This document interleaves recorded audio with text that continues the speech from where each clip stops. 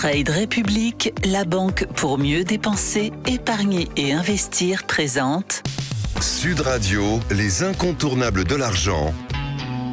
Thomas Binet. Bienvenue dans ce nouvel épisode d'Oser investir, les incontournables de l'argent. Je suis accompagné de Mathias Bassino, porte-parole de la néobanque Trade République. Bonsoir Mathias. Bonsoir. Mathias, on va parler du secteur de la défense. Est-ce une bonne idée d'investir dans le secteur justement de la défense ? Alors il est vrai que les temps sont troubles. Alors, c'est une question qui n'est pas simple à aborder. C'est une des premières fois que je l'aborde publiquement parce que habituellement, quand on parle d'épargne et d'investissement, le secteur de la défense est un secteur qui est banni quasiment.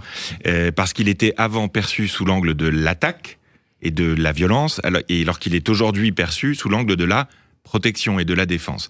Ce regard a changé. Alors, le secteur de la défense, de quoi on parle ?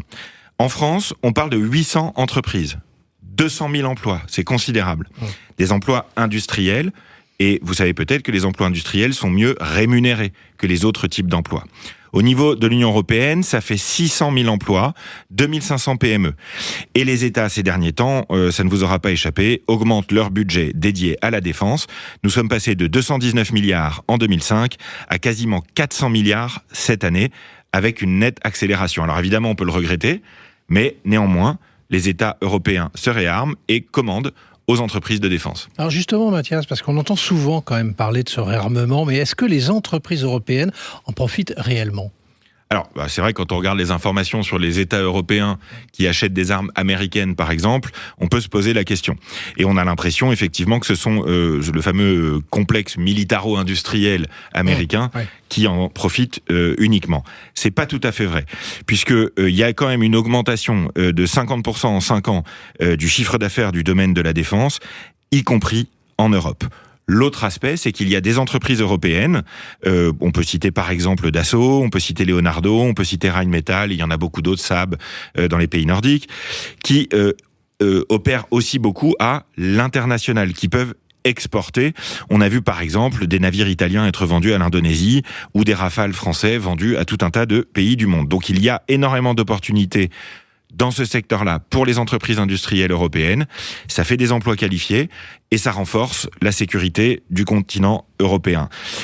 La réalité, c'est que cette base industrielle avait été largement détruite grâce à ce qu'on appelait le dividende de la paix, puisqu'on a connu la paix sur le continent européen. À l'heure actuelle, c'est une période, hélas, de reconstruction.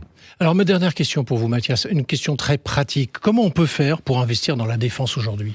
Alors, si vous suivez ces chroniques, vous commencez à me connaître. Et donc, je vais vous dire, il y a ce qu'on appelle les ETF, les fonds cotés en bourse, les fonds d'investissement passifs, donc on appelle les ETF. Et il y en a beaucoup qui ont été créés ces derniers temps sur le secteur de la défense européenne. Vous retrouvez dans cet ETF tout un ensemble d'entreprises européennes du secteur de la défense. Et il y a également, on peut le citer, les fonds de la BPI qui ont été créés pour ça, donc pour permettre aux gens d'investir dans le secteur de la défense.